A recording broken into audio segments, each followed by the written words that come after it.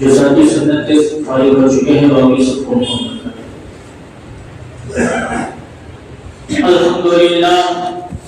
الحمد لله نحمده ونستعينه ونستغفره ونؤمن به ونتوكل عليه ونعوذ بالله من شرور أنفسنا ومن سيئات أعمالنا من يهد الله فلا مضل له ومن يضلله فلا هادي له ونشهد أن لا إله إلا الله وحده لا شريك له ونشهد أن سيدنا ومولانا محمدا عبده ورسوله صلى الله عليه وعلى آله وأصحابه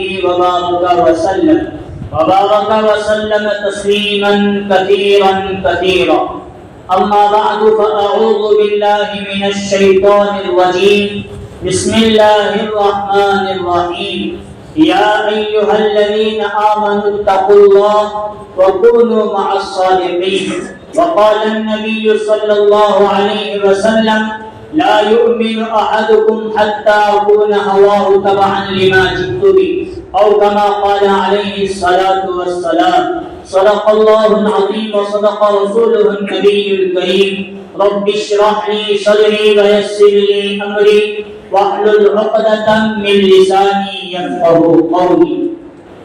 ایک مرتبہ نبی اکرم صلی اللہ علیہ وسلم پر درود شریف پڑھ لیجیے. اللهم صل على محمد وعلى آل محمد كما صليت على إبراهيم وعلى آل إبراهيم إنك حميد مجيد. اللهم بارك على محمد وعلى آل محمد كما باركت على إبراهيم وعلى آل إبراهيم إنك حميد مجيد. محترم بزرگوں اور عزیز دوستوں، اللہ تبارک و تعالی کا احسان، اللہ کا فضل اور اللہ کا کرم ہے کہ اللہ تعالیٰ نے ہم تمام کو دین کے قیمتی مبارک مجلس میں جم کر مل کر بیٹھنے کی توفیق نصیب فرمائی. اللہ تعالیٰ سے دعا ہے کہ اللہ تعالیٰ ہم تمام کو ایسی مجالس کی قدر نصیب فرمائے.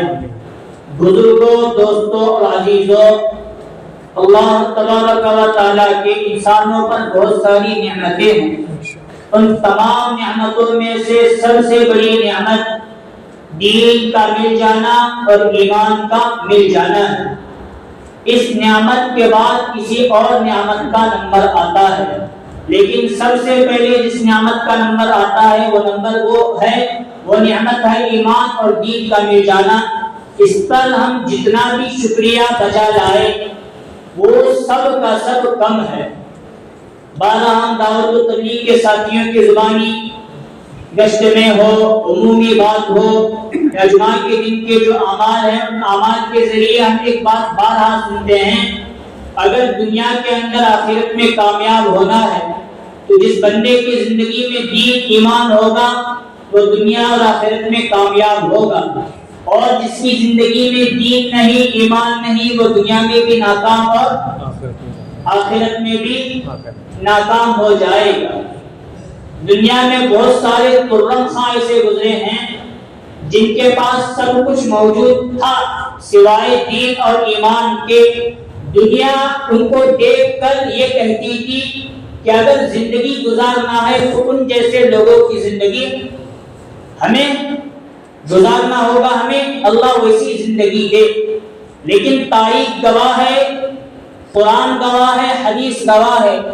اللہ نے بارہا قرآن میں اعلان فرمایا، نبی اکرم صلی اللہ علیہ وسلم نے انہی قرآن مجید کی آیات کی تشریح بیان کرتے ہوئے حدیث پاک کے اندر فرمایا، وہ جو ترم خاں اور بڑے بڑے بادشاہ گزرے ہیں ان کے پاس دنیاوی ساز و سامان تھا، ملک تھا، ملت تھی، حکومت تھی، تخت تھا، تاج تھا، رعایا تھی، سب کچھ تھا، اور لگتا تھا لوگوں کو ان کو دیکھ کر کہ ان کی زندگیوں کے اندر سکون ہے، لیکن ان کی زندگیوں میں ذرہ برابر ایمان اور دین نہیں تھا، اور وقت کے نبی کی اطاعت اور پیروی نہیں تھی. اس لیے وہ لوگ بے ایمان اور بے دین ہونے کے اعتبار سے دنیا میں بھی ناکام ہو گئے اور آخرت میں تو نمرود کا نام بارہا سنتے ہیں، اس کے پاس کو کیا کم تھا کیا؟ سب کچھ تھا. لوگ دیکھ کر شاید اس زمانے میں یہ کہتے ہوں گے ایسی حکومت کاش ہمیں بھی مل جائے, یا ایسی زندگی گزارنا کاش ہمیں بھی مل جائے. اس وقت کے لوگ کہتے ہوں گے اور کہتے بھی رہتے ہیں, لیکن اس کے پاس دین نہیں تھا.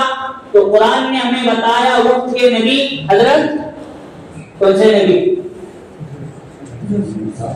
حضرت ابراہیم علیہ السلام کی بات نہیں مانا, اللہ پر ایمان نہیں لایا, تو اللہ تعالیٰ نے اللہ کی معمولی لشکر اور معمولی فوج مچھروں کے ذریعے ان کو ہلاک کر کے نمرود کو بھی ہلاک کیا اور نمرود کے پورے لشکر کو بھی ہلاک کر کے رکھا.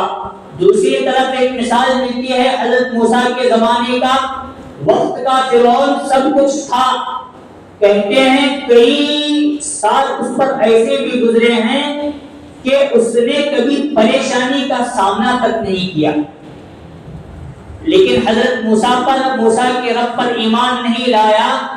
تو جس پانی سے حضرت موسیٰ بچپنے میں کمزور تھے, اس پانی میں اللہ نے حضرت موسیٰ کو بچا کر فرعون کے محل تک پہنچایا. اسی پانی کے اندر وقت کے بہت بڑے بادشاہ فرعون کو ہلاک کر کے اللہ تعالیٰ نے لوگ کو معلوم, لوگ سمجھتے تھے, لوگوں کے اندر یہ جذبہ اور احساس تھا کاش ہمیں فرعون جیسی حکومت مل جائے یا فرعون جیسی تھوڑی بہت زندگی مل جائے ہم بھی چین سکون کے ساتھ. لیکن کیا نہیں تھا ان کے پاس؟ ایمان نہیں تھا, دین نہیں تھا. ان تمام لوگوں کو اللہ نے مقام عبرت بنا کر قرآن میں ہمیں بتایا کہ ان کی زندگی کا تیرا زندگی مت گزارو, ابراہیم کی طرح زندگی گزارو تم کامیاب ہو جاؤ گے, موسیٰ علیہ السلام کی طرح زندگی گزارو تم کامیاب ہو جاؤ گے, محمد رسول اللہ صلی اللہ علیہ وسلم کی طرح زندگی گزارو تم. ان کی طرح زندگی گزارنا ہے تو ہمیں کیا کرنا پڑے گا؟ دین کو اپنانا ہوگا, ایمان کو اپنانا ہوگا, ایمانی اور دینی تقاضوں کو لبیک کہتے ہوئے زندگی گزارنا ہوگا. یہی صحابہ اکرام نے تمام انبیاء کی سیرت کو سامنے رکھا, نبی اکرم صلی اللہ علیہ وسلم کی باتوں کو, سیرت کو سامنے رکھا. پھر صحابہ کے پاس کچھ بھی نہیں تھا, لیکن دنیا کے اعتبار سے بھی صحابہ کامیاب ہو گئے اور آخرت کے اعتبار سے بھی. خلاصہ اس سب بات کا یہی نکلتا ہے, اگر دنیا ہو یا آخرت ہو, اگر کامیابی چاہتے ہو تو ہمیں دیندار بننا ہوگا, ہمیں ایمان والا بننا ہوگا. اور اگر دنیا کی بھی ناکامی اور آخرت کی بھی ناکامی چاہتے ہو تو بے ایمان بننا ہوگا, بے دین بننا ہوگا. مال و متاع تو تمہارے پاس آئے گا, لیکن حشر اتنا بدترین سے بدترین اور برا ہوگا کہ لوگ پناہ مانگیں گے اور آخرت میں تو ان کا ٹھکانہ جہنم بھی جہنم اور عذاب بھی عذاب ہو جائے گا. اسی لیے قرآن مجید میں بار بار بار بار بار بار بار بار دو چند آیتوں کو چھوڑنے کے بعد ہر صفحے کے اندر, ہر پارے کے اندر, ہر رکوع کے اندر, ہر آیت کے اندر, ہر مقام پر اللہ نے فرمایا یا ایھا الذین آمنو, یا ایھا الذین آمنو, یا ایھا الذین آمنو, اے ایمان والو, اے ایمان والے بندو, اے ایمان والے بندو, اے ایمان والے بندو. مطلب بار بار بار بار یہ سمجھایا کہ ایمان کی مضبوطی کرو, اپنے دین پر جمے رہو, اپنے ایمان پر جمے رہو. یا ایھا الذین آمنو آمینو, اے ایمان والو ایمان لے آؤ, یا اپنے ایمان کو درست کرو, یا اپنے ایمان کو مضبوط بناؤ. یہ ایمان کے تقاضے سے, دین کے تقاضے سے, ایمان, دین, شریعت پوری کی پوری اس ضمن کے اندر آ گئی. اس لیے یہ ایمان اور دین کی بڑی اہمیت اور بڑی فضیلت ہے. اور جہاں جہاں قرآن کا اسلوب یوں بھی ہے, جہاں جہاں اللہ نے ایمان والوں کا تذکرہ کیا تو اس کے ساتھ فرمایا یا ایھا الذین آمنوا اتقوا اللہ, یا ایھا الذین آمنوا اتقوا اللہ, یا ایھا الذین آمنوا اتقوا اللہ قولوا قولا سدیدا, اے ایمان والو اللہ سے ڈرو، سیدھی راہ اختیار کرو۔ یا ایھا الذین آمنوا اتقوا اللہ ولا تموتن الا وانتم مسلمون، اے ایمان والو اللہ تعالیٰ سے ڈرو اور اس حال میں تمہیں موت آئے کہ تم مسلمانوں کی حالت میں، ایمان اور اسلام کی حالت میں تمہیں موت آنا چاہیے۔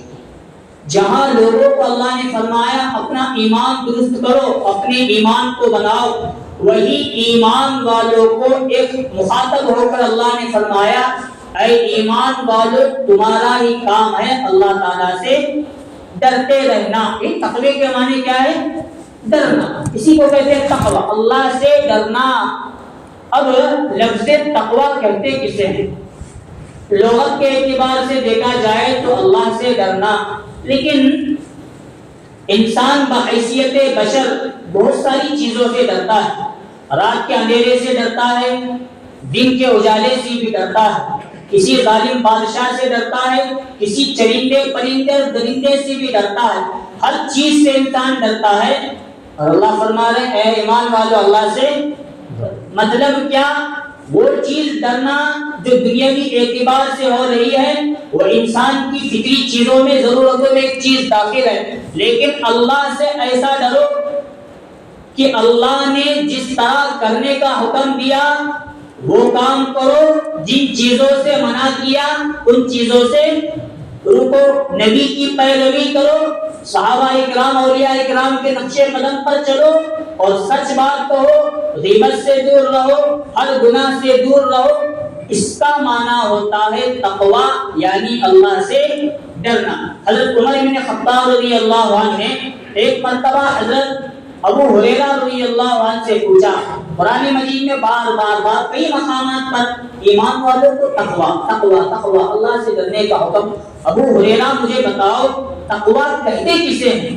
حضرت ابو ہریرہ رضی اللہ عنہ نے فرمایا حضرت آپ تو خود مفسر قرآن ہیں، آپ کا مقام و مرتبہ بڑا ہے، ابو ہریرہ کا مقام و مرتبہ چھوٹا ہے، میں ایک طالب علم کی حیثیت سے آپ جیسے امیر المؤمنین اور خلیفۃ المسلمین کو کیا سمجھا سکتا ہوں؟ ہم نے جو سیکھا آپ ہی سے سیکھا ہے اور آپ آج ہم سے پوچھتے ہیں کہ تقویٰ کی تفسیر میرے سامنے کرو۔ لیکن صحابہ میں تواضع تھی، صحابہ میں اخلاص تھا، صحابہ میں پیار تھا، محبت تھی، الفت تھی، ایک دوسرے سے آپس میں معاونت اور اعانت کرنے کا جذبہ تھا۔ حضرت عمر نے فرمایا آپ مجھے بتائیے، ایسا مجھے لگ رہا ہے کہ تقوی کی تعریف جو حضور اور اللہ نے کی ہے وہ میرے اندر ابھی تک نہیں، اتنا آپ مجھے تفسیر اس کی کیجیے۔ حضرت ابو ہریرہ رضی اللہ عنہ نے فرمایا حضرت میں آپ کے سامنے کچھ کہہ نہیں سکتا، بس ایک مثال دے دیتا ہوں، کیا آپ کا کبھی کسی خاردار یعنی کانٹے کی جگہ پر سے گزرنا ہوا ہے؟ رستوں کے دونوں کنارے سے کانٹے ہی کانٹے، درخت ہی کانٹے کے ہیں، کبھی آپ کا گزر وہاں سے ہوا ہے؟ اگر آپ کا گزر ہوا ہے تو مجھے اتنا بتا دیجئے آپ کس طرح سے اس راستے سے پار کر کے اپنے منزل مقصود تک پہنچ جاتے ہیں؟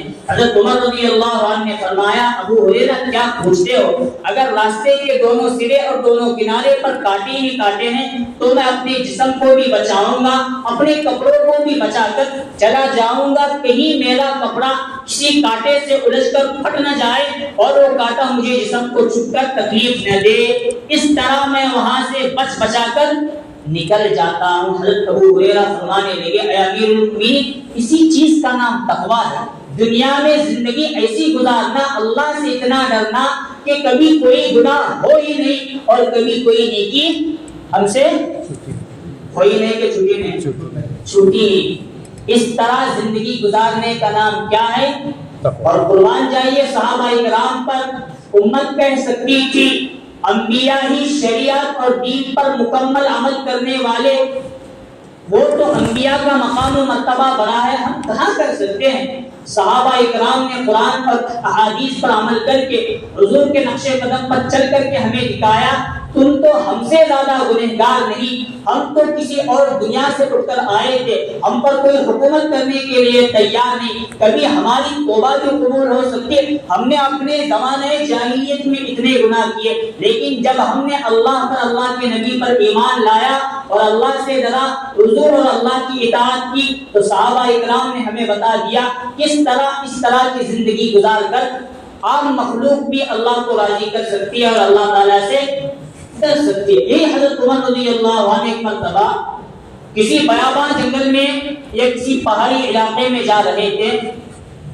ایک چرواہے کو دیکھا بکریاں چرا رہا، تو حضرت عمر رضی اللہ عنہ نے اس چرواہے کو پوچھا کیا کوئی بکری مجھے مل سکتی ہے جس کا دودھ نکال کر دھو کر میں اپنی پیاس بجھا سکوں؟ تو بھی لے لینا اور اس کی قیمت بھی مجھ سے لے لینا، میں ویسے ہی نہیں دینا چاہتا۔ وہ چرواہے نے اس وقت کہا حضرت آپ بڑے نیک اور دیندار چہرے سے تو معلوم ہوتے ہیں، لیکن یہ بکریاں میری، میں تو خادم ہوں، میں غلام ہوں، آقا کی اجازت مالک کی اجازت کے بغیر میں خود اس میں سے پی نہیں سکتا، لے نہیں سکتا، تو آپ کو میں کہاں سے دوں گا؟ حضرت عمر تھوڑی دیر جا کر وہاں بیٹھے، چرواہے کو دیکھتے رہے، پھر آزمائش کے لیے امتحان کے لیے آئے اور کہنے لگے دیکھو یہ بیابان جنگل ہے، ایک غیر آباد وادی ہے، یہاں کوئی پرندہ نہیں، درندہ نہیں، کوئی انسان نہیں، تو کام کرنا ایسے مقامات پر بھیڑیا آتا ہے، بکریوں کو اچک کر لے چلا جاتا ہے، ایک بکری مجھے دے دو، بکری کی جو تم منہ مانگی قیمت مانگو گے میں وہ دینے کے لیے تیار ہوں، مجھ سے وہ بھی لے لینا، ایک بکری مجھے دے دینا، اور جب ریوڑ اور بکریوں کو لے کر اپنے مقام پر اپنے مالک کے پاس جب جاؤ گے کہہ دینا، مالک پوچھے گا 100 بکریاں لے کر گئے تھے، ایک بکری نہیں 99 بکری لے کر آتے، ایک گئی کہاں؟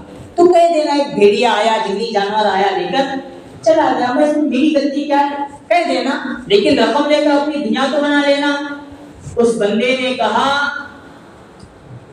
این اللہ این اللہ این اللہ، اگر میرا مالک نہیں دیکھ رہا تو پھر اللہ کہاں ہے؟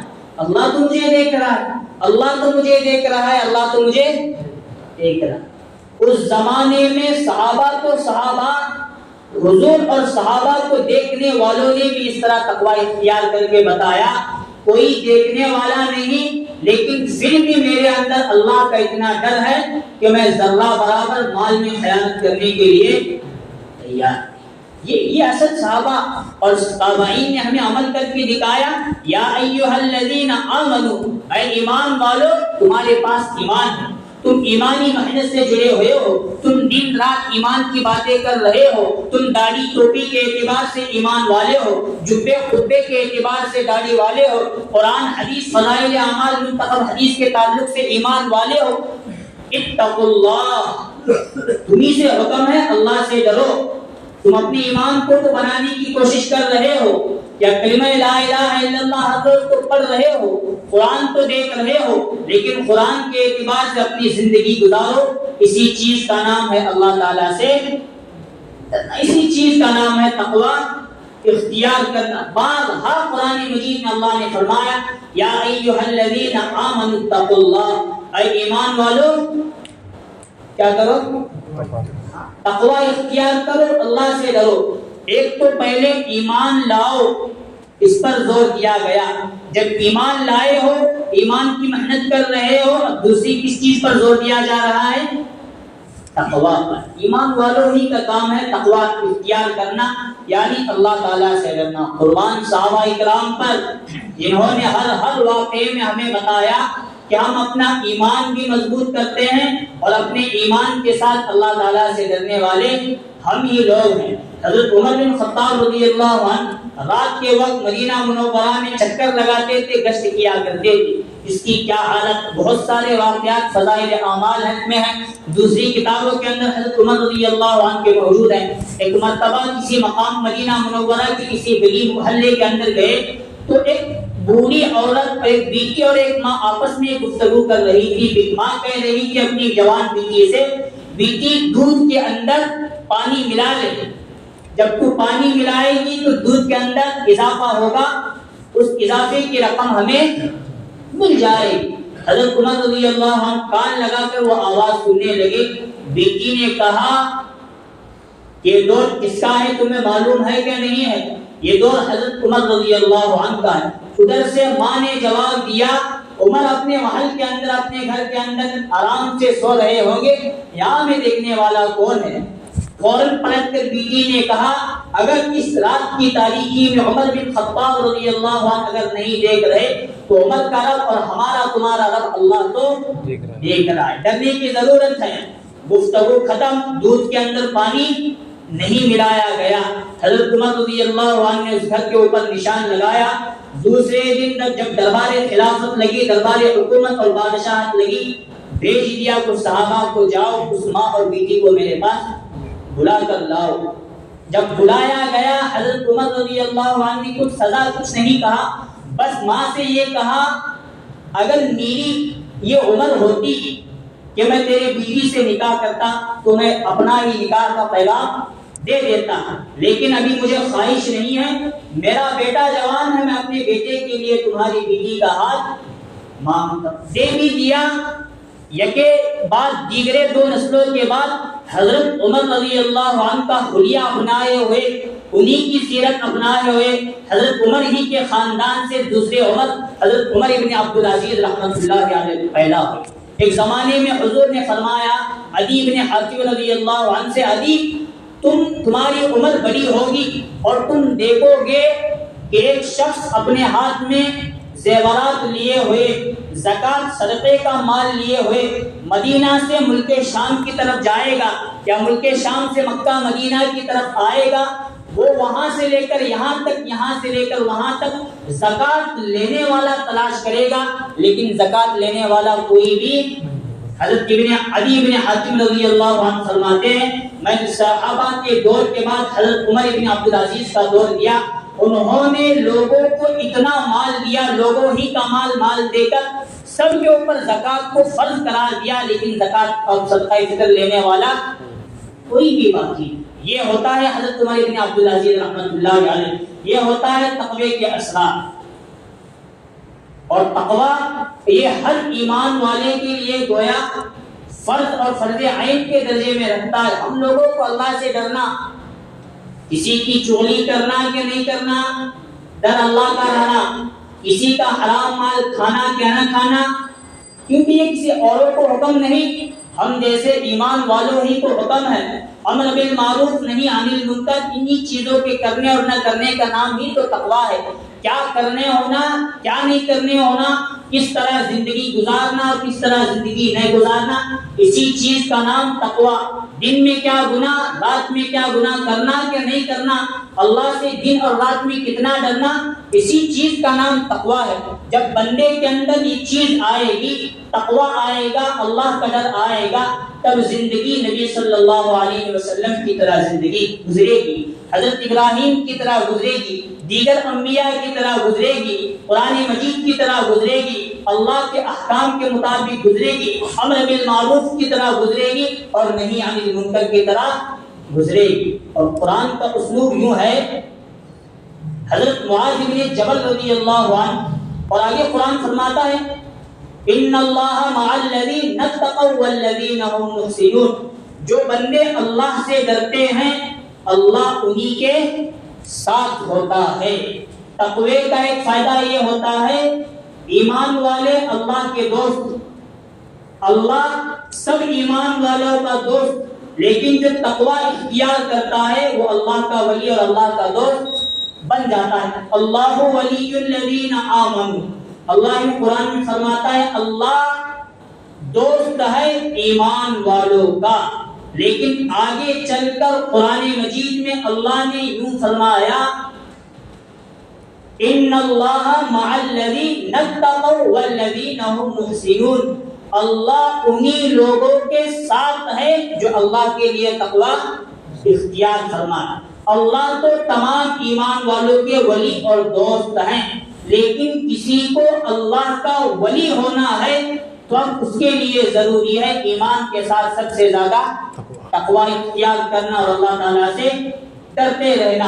حضرت معاذ بن جبل رضی اللہ عنہ ملک یمن کی طرف حضور بھیجنے کے لیے مدینہ سے باہر آئے، بہت ساری گفتگو ہوئی، اس گفتگو کے اندر ایک گفتگو یہ کی ہوئی، حضور نے فرمایا معاذ اب یہ ملاقات تمہاری ہماری آخری ملاقات ہے، جب یمن سے تم واپس مدینہ آؤ گے محمد الرسول اللہ کو اس زمین کے اوپر نہیں پاؤ گے، زمین کے نیچے محمد صلی اللہ علیہ وسلم جا چکے ہوں گے۔ حضرت معاذ رونے لگے، روتے روتے کب کبھی داری ہوئی، فرمانے لگے اللہ کے رسول آپ تو مجھے اپنی زندگی سے دور کر بھی رہے ہیں اور فرما بھی یہ رہے ہیں جب میں واپس آؤں گا حضور کا انتقال ہو گیا ہوگا، لیکن آپ مجھے اتنے دور یمن کیوں بھیج رہے ہیں؟ میں آپ کے پاس اپنی آپ کی زندگی میں بھی رہنا چاہتا ہوں، آپ کی زندگی کے بعد بھی آپ ہی کے پاس رہنا چاہتا ہوں۔ حضور نے فرمایا معاذ دنیا کے کسی بھی کونے کے اندر کوئی ایمان والا بندہ ہو اور وہ اللہ سے ڈرتا ہو، وہ اللہ کے بھی قریب ہے اور محمد صلی اللہ علیہ وسلم کے بھی تقوی والا بندہ سب سے زیادہ قریب ہے۔ تقوی اختیار کرنے سے بندہ اللہ کے قریب بھی ہوتا ہے اور کس کے قریب ہوتا ہے؟ حضور کے قریب بھی ہوتا ہے۔ آگے وَمَن يَتَّقِ اللَّهَ يَجْعَل لَّهُ مَخْرَجًا، جو بندہ اللہ کے لیے تقوی اختیار کرتا ہے، اللہ سے ڈرتا ہے، کسی مصیبت پریشانی کا سامنا بھی کرنا پڑے اللہ اس تقوی کی بنا پر اس مصیبت اور حادثے سے بہت دور بھی بچا دیتے ہیں۔ وَمَن يَرْزُقْهُ مِنْ حَيْثُ لَا يَحْتَسِبُ، اور جو بندہ تقوی اور اللہ سے ڈرتا ہے اللہ ایسی جگہ سے رزق کا انتظام فرماتے ہیں کہ دنیا جہاں نے سوچا بھی نہیں ہوگا کہ یہاں سے بھی میرا رزق آ سکتا ہے۔ یہ قرآن کا یہ مفہوم ہے، یہ احادیث پاک کا کھلا۔ اب لیکن تقوی آنے لگا، گھر میں بیٹھے بیٹھے تقوی آتا ہے۔ قرآن کے ایک آیت کے اندر اللہ نے فرمایا یا ایھا الذین آمنوا اتقوا اللہ، اے ایمان والو اللہ تعالیٰ سے ڈرو، تقوی اختیار کرو، وَكُونُوا مَعَ الصَّادِقِينَ، اور سچوں کے ساتھ رہو۔ گویا ایمان اور تقوی کا جوڑ ہمیں بتایا، تمہیں ایمان اور تقوی پر محنت کرنا ہے، لیکن یہ تقوی تمہیں کسی اور جگہ نہیں ملنے والا۔ تقوی تمہیں ملنے والا اولیاء کی صحبت اور بزرگوں کی صحبت اختیار کرنے کے بعد۔ تقوی اور ایمان ہمیں کچھ نہیں ملتا، اسی لیے صحابہ کرام نے 23 سالہ پوری زندگی حضور کے اطراف میں رہ کر زندگی گزاری، اس لیے صحابہ کرام تب جا کر صحابی بنے۔ صحابی کا معنی کیا؟ جنہوں نے نبی کی صحبت اختیار کی ہو یا جنہوں نے نبی پر ایمان لایا اور نبی اور اللہ کے مطابق زندگی گزاری، تب جا کر صحابہ بنے، ورنہ حضور پر ایمان لانے والے حضور کے زمانے میں کچھ اور بھی لوگ موجود تھے۔ اویس قرنی کون ہے؟ کہ بعد کے زمانے کے لیے حضور ہی کے زمانے میں، لیکن وہ پکے سچے مسلمان ولی تو کہلاتے ہیں لیکن صحابی کیوں نہیں کہلاتے؟ ایک لمحہ حضور کی صحبت اویس قرنی نے اختیار نہیں کی۔ ملک حبشہ کا ایک بادشاہ تھا جنہوں نے حبشہ ہجرت کرنے کے بعد صحابہ کی بڑی مدد کی، لیکن اس بادشاہ نے ایک لمحہ حضور کی صحبت اختیار نہیں کی، اس لیے وہ بندہ کیا نہیں بنا؟ صحابی۔ ایک مسلمان سچے پکے تابعی ولی تو بنے لیکن صحابی، لیکن ابو بکر صحابی کیوں بنے؟ 1.25 لاکھ صحابی کیوں بنے؟ وہ تمام لوگوں نے حضور کی صحبت اختیار کی، اس لیے یہ صحبت کا نتیجہ ہے صحابہ کے اندر تقوی آیا۔ اسی لیے قرآن میں ہے یا ایھا الذین آمنوا اتقوا اللہ، اے ایمان والو تقوی اختیار کرو، وَكُونُوا مَعَ الصَّادِقِينَ، اور سچوں کے ساتھ رہو۔ جب سچوں کے ساتھ رہو گے تب جا کر تمہیں کہاں پر بھی اجتماع ہو رہا ہو، دعا کو گئے تو تقوی آنے لگا نہیں، 2-3 دن جانا پڑتا ہے تب جا کے ذرا بزرگوں کی صحبت ملی، تقوی آنے والا۔ اور اسی طرح ملاقات کے اندر بھی کیا ہو رہا ہوا؟ جن دن کا ایک خانقاہی اجتماع، ورنہ وہ اجتماع نہیں دعوت التبلیغ کے لحاظ سے ہوتا ہے، کہ خانقاہی اجتماع وہ جا کر دعا میں بیان سن کر آئے تو وہاں صحبت نہیں آتی، جا کر 1-2 مجلس سے یا مستقل 3 دن لگائے تب جا کر یہ صحبت ہوتی ہے۔ حضرت خواجہ معین الدین چشتی اجمیری اتنے بڑے ولی، 55 سال کی عمر تک، انشاءاللہ آئندہ جمعہ بیان کرنے کی کوشش کروں گا، 55 سال کی عمر تک خواجہ عثمان ہارونی کی صحبت اختیار کرے تب جا کر وہ اتنے بڑے ولی بنے۔ خواجہ نظام الدین اولیاء رحمۃ اللہ علیہ، انہوں نے اپنی شیخ کی صحبت کئی سالوں تک اختیار کی، تب جا کر نظام الدین اولیاء کا لقب انہوں نے یوں ہی نہیں ملتا۔ اس لیے ایسے مجالسوں کو غنیمت سمجھے، اپنا قیمتی وقت میں سے تھوڑا وقت نکال کر ایسے مجالس کے اندر جائے۔ مجھے بھی جانا، آپ کو بھی جانا، تب جا کر اللہ تعالیٰ ہمیں تقویٰ اختیار کرنے کی توفیق نصیب فرمائیں گے۔ تو ملاقات کے اندر 3 دن 5 6 7 بدھ جمعرات جمعہ یہ خانقاہ بڑی قیمتی مجلس ہو رہی ہے، غالباً 2-3 سالوں سے ہو رہی ہے، پہنچنا بہت سارے لوگوں کا ہوتا ہے، پہنچیں گے، ایمان بنے گا، اللہ سے ڈرنے کا موقع اللہ تعالیٰ نصیب فرمائیں گے۔ دعا ہے کہ اللہ تعالیٰ تقویٰ اختیار کرنے کی توفیق نصیب فرمائے، ایمان پر محنت کرنے کی توفیق نصیب فرمائے، اولیاء اکرام اور بزرگان دین کی صحبت کی توفیق نصیب فرمائے۔ آمین وآخر دعوانا الحمدللہ رب العالمین۔